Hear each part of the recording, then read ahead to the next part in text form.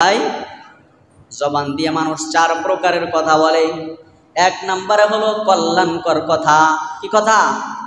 এক নম্বরে কল্যাণকর কথা, দুই নম্বরে হলো ক্ষতিকর কথা, তিন নম্বরে হলো কল্যাণকর এবং ক্ষতিকর উভয়টা মিশ্রিত কথা, চার নম্বরে হলো অপ্রয়োজনীয় কথা, এমন কথা যেই কথায় দুনিয়ারও কোনো ফায়দা নাই, আখেরাতেরও কোনো ফায়দা নাই। সাধারণত এই চার প্রকারের কথা আমরা আমাদের জবান দিয়ে বলে থাকি, ঠিক না ভাই? এই চার প্রকারের কথা বলে থাকি। এক নম্বরে হলো কল্যাণকর কথা। কি কথা? এক নম্বরে হলো কল্যাণকর কথা, আমরা আমাদের জবান দিয়ে বলি। এই কল্যাণকর কথার ব্যাপারে আল্লাহ পাক রব্বুল আলামিনের শরীয়তের বিধান হলো কথা শুধু পাইলেই বলা যাবে না, কথা শুধু পাইলেই এটাকে শেয়ার করা যাবে না, কথা শুধু পাইলেই এটাকে কি করা যাবে না, আর একজনের কাছে পৌঁছানো যাবে না। এটাকে যাচাই আর বাছাই করে তারপরে এই কল্যাণকর কথা অপরের কাছে বলতে হবে। সুবহানাল্লাহ পড়েন। এই জন্য আল্লাহ তাআলা কুরআনুল কারীমে সূরা বানী ইসরাঈলের মধ্যে আয়াত নাজিল করে দিয়েছেন। আল্লাহ বলেন, ওয়ালা তাকফু মা লাইসা লাকা বিহি ইলম, ওয়ালা তাকফু মা লাইসা লাকা বিহি ইলম, ইন্নাস সামআ ওয়াল বাসারা ওয়াল ফুআদ কুল্লু উলাইকা কানা আনহু মাসউলা। আল্লাহ বলেন, ওয়ালা তাকফু মা লাইসা লাকা বিহি ইলম, যেই জিনিসের জ্ঞান তোমার ভিতরে নাই ওই জিনিস নিয়ে তুমি পড়ে থেকো না। যেই জিনিসের জ্ঞান তোমার মাঝে পরিপূর্ণ নাই ওই জিনিস নিয়ে তুমি পড়ে থাকো না। ইন্নাস সামআ ওয়াল বাসারা ওয়াল ফুআদা কুল্লু উলাইকা কানা আনহু মাসউলা। জেনে রেখো নিশ্চয়ই ইন্নাস সামআ, নিশ্চয়ই এই কান শ্রবণ শক্তি, ওয়াল বাসার এই চক্ষুর দেখার যে শক্তি, নিশ্চয়ই কান, নিশ্চয়ই চক্ষু, ওয়াল ফুআদ নিশ্চয়ই অন্তর, এই সবগুলোর ব্যাপারে তোমাকে আল্লাহ তাআলা প্রশ্ন করবে। আল্লাহর দরবারে এই সবগুলোর ব্যাপারে তুমি জিজ্ঞাসিত হবে।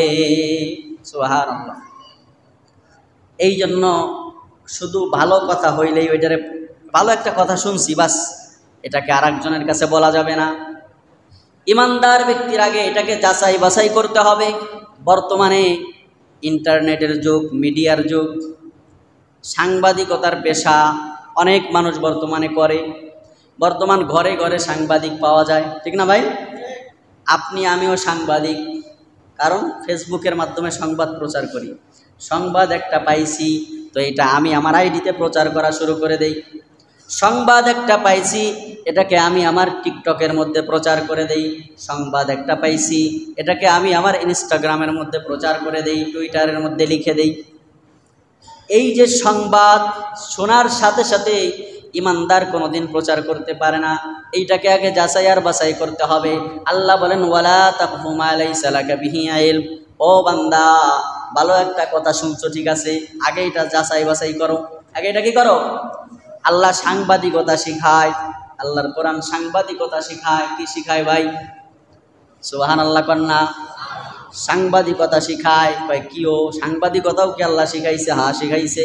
ওয়ালা তাকফু মা লাইসা লাকা বিহি ইলম, যেই জিনিসের ইলম তোমার কাছে নাই ওই জিনিস নিয়ে পড়ে থেকো না, বরং তুমি আগে যাচাই বাছাই করো তারপরে পোস্ট দাও। কিন্তু আমাদের অনেক আল্লাহর বান্দা বান্দি আছি, এরা কি করে? কোনো যাচাই বাছাই নাই, কথা একটা শুনছে তো এটা শেয়ার করে দিছে, হয় না এরকম? হ্যাঁ, কিন্তু এটার আসল আমার জানা নাই। কথা একটা শুনছে তো শেয়ার করে দিছে, নিজের আইডিতে পোস্ট করে লিখে দিছে, নিজের চ্যানেলে ছেড়ে দিছে। না ভাই, ইমানদার এটা করতে পারে না, ইমানদারের সাথে এটা যায় না। অনেক সময় তো এইবার দেখছি ফেসবুকে সৌদি আরব এখনো চাঁদ ডোবে, সূর্য ডোবে নাই, কিন্তু বাংলাদেশের মানুষ বলতেছে যে সৌদি আরবের আকাশে চাঁদ দেখা গেছে। এই যে সংবাদ একটা প্রচার করে দিছে, বাংলাদেশ থেকে সৌদি আরব মিনিমাম 3 ঘন্টা 3.5 ঘন্টা কি ডিফারেন্স। এখনো ওইখানে সূর্য ডোবে নাই, কিন্তু বাংলাদেশে বসে কি করতেছে? কয় আলহামদুলিল্লাহ আজকে সৌদির আকাশে চাঁদ দেখা গেছে। কিরে ভাই, সৌদির আকাশে তো এক সাইডে সূর্য দেখা যায়, তাহলে আপনি কি আর এক সাইডে চাঁদও দেখে ফেলছেন? এমন নজির তো দুনিয়ায় নাই যে এই পাশে, বাংলাদেশে এমন হয়েছে নাকি যে এই পাশে সূর্যের আলো সূর্য আর ওই পাশে চাঁদ? তাহলে এই যে সংবাদ একটা পাইলাম, সাথে সাথে শেয়ার করে দিলাম, এটা তো ভালো কথা। দুনিয়ার মানুষ যে মুসলমানদেরকে চাঁদ উঠছে এটা জানাই দেওয়া, এটা ভালো কথা না? এটা তো ভালো কথা। কিন্তু কথা ভালো হলে কি হবে? এটাকে আপনার যাচাই বাছাই করে তারপরে শেয়ার করতে হবে। তারপরে কি করা? যাচাই বাছাই করে তারপরে আপনার শেয়ার করতে হবে। কারণ আল্লাহ বলছেন, ইন্নাস সামআ ওয়াল বাসারা ওয়াল ফুআদা কুল্লু উলাইকা কানা আনহু মাসউলা। ইন্নাস সামআ, নিশ্চয়ই কান যা শোনে, নিশ্চয়ই কান যা শোনে, এই ব্যাপারে তোমার জিজ্ঞাসিত হতে হবে। কানে একটা জিনিস শুনছো, এটা আবার আর এক বাইরে শোনায়ও না, আগে একটু যাচাই বাছাই করো। চোখ যেটা দেখছে তোমার দেখা ভুলও হইতে পারে, আরও যাচাই বাছাই করে তারপরে অপর ভাইকে এটা বর্ণনা করো। অন্তরে তুমি যেটা ভাবছো এইটাই যে সত্য হবে তা না, আর একটু যাচাই বাছাই করো।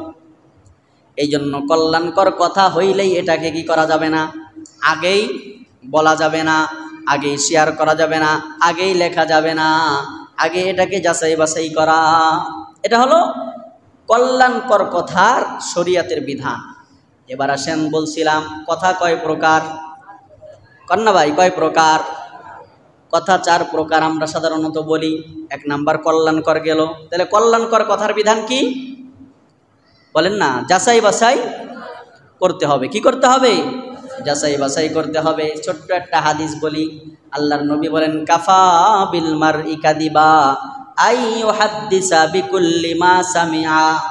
কই যা শোনে তাই বলে, যা শোনে তাই বলে। এমন যদি তোমার স্বভাব হয় তাহলে মিথ্যাবাদী হওয়ার জন্য তোমার এতটুকুই যথেষ্ট। নাউজুবিল্লাহ। যা শোনে, আমাদের অবস্থা তো তাই হয়েছে বর্তমানে, যা শুনি তাই বলি, যা শুনি যাচাই বাছাই করি না। না, কল্যাণকর কথা হলেও এটাকে আগে যাচাই বাছাই করা, মডিফাই করা। 2 নাম্বার হলো অকল্যাণকর কথা, ক্ষতিকর কথা। ক্ষতিকর কথা বলা যাবে? হ্যাঁ, ক্ষতিকর কথা মুখেই আনা যাবে না। কল্যাণকর কথার ব্যাপারেই যদি ইসলামী শরীয়তের বিধান এমন হয় যাচাই বাছাই করে তারপরে বলতে হবে, তাহলে ক্ষতিকর কথা তো বলার প্রশ্নই আসে না। ক্ষতিকর কোনো কথা বলা যাবে না। ক্ষতিকর যেই কথাগুলো, যেটা আমার জন্য ক্ষতিকর, যেই কথাটা বলা, যেই কথাটা আমার সমাজের জন্য ক্ষতিকর, যেই কথাটা আমার জাতির জন্য ক্ষতিকর, যেই কথাটা আমার দেশের জন্য ক্ষতিকর, যেই কথাটা ইসলামের জন্য ক্ষতিকর, যেই কথাটা আন্তর্জাতিকভাবে মুসলিমদের জন্য ক্ষতিকর, এমন কোনো কথা ইমানদার তার জবানে বলবে না। এমন কোনো কথা ইমানদার তার জবানে বলবে না। কারণ সব সময় 24 ঘন্টা আল্লাহ তাআলা আমাদের জবানের উপরে সিকিউরিটি গার্ড নিয়োজিত করে রেখেছে। সুবহানাল্লাহ। 24 ঘন্টা সিকিউরিটি গার্ড। বেতন দেয় কে? হ্যাঁ, কয় যে রাখছে সে, যে রাখছে সে। আমাদের জবানের উপরে যে আল্লাহ সিকিউরিটি গার্ড বসাইছে, এটার বেতন কে দেয়? যে রাখছে সে দেয়, আল্লাহ তাআলা রাখছে। কুরআনুল কারীমের 26 নম্বর পারা সূরা কফের একটা ছোট্ট আয়াত, আল্লাহ বলেন, মা ইয়ালফিজু মিন কওলিন ইল্লা লাদাইহি রাকীবুন আতীদ। মা ইয়ালফিজু মিন কওল, বান্দা এমন কোন আলফাজ জবানে উচ্চারণ করে না, ইল্লা লাদাইহি রাকীবুন আতীদ, যেই কথাটা আমার ফেরেশতারা রেকর্ড করে না। ও ভাই, যা আমি জবানে বলি সব কি হয়? হ্যাঁ, সব রেকর্ড হয়। আমরা মনে করছি মনে হয় এই রেকর্ডের সিস্টেম কয়েকদিন আগে বের হয়েছে। আহকামুল হাকিমিন রব্বুল আলামিন যেদিন থেকে মানুষ দুনিয়ায় পাঠাইছে ওই দিন রেকর্ডের ব্যবস্থাও করে রাখছে।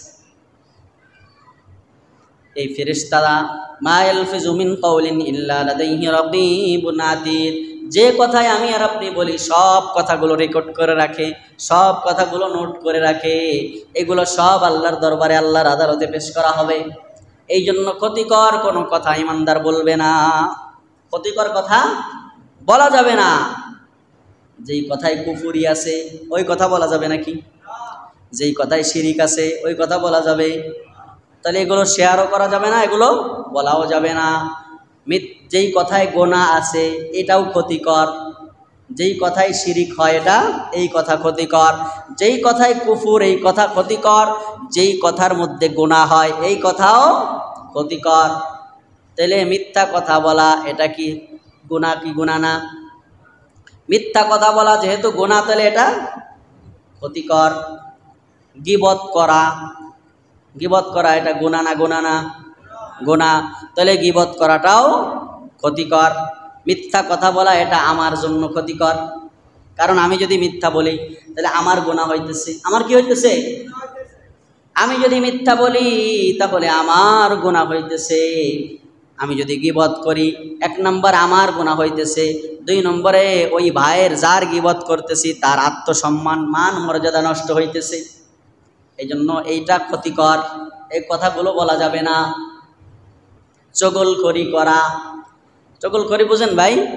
একজনের কথা আর একজনের কাছে নিয়ে লাগায় দেওয়া, জানি উভয়ের মাঝে দূরত্ব বাড়ে, উভয়ের মাঝে দূরত্ব বাড়ে। আমার কাছে এসে একটা বললো, ওনার কাছে যায় এমন একটা বললো যাতে আমার উপর উনি চেতে। এই যে চগলখড়ি করা এটা ক্ষতিকর।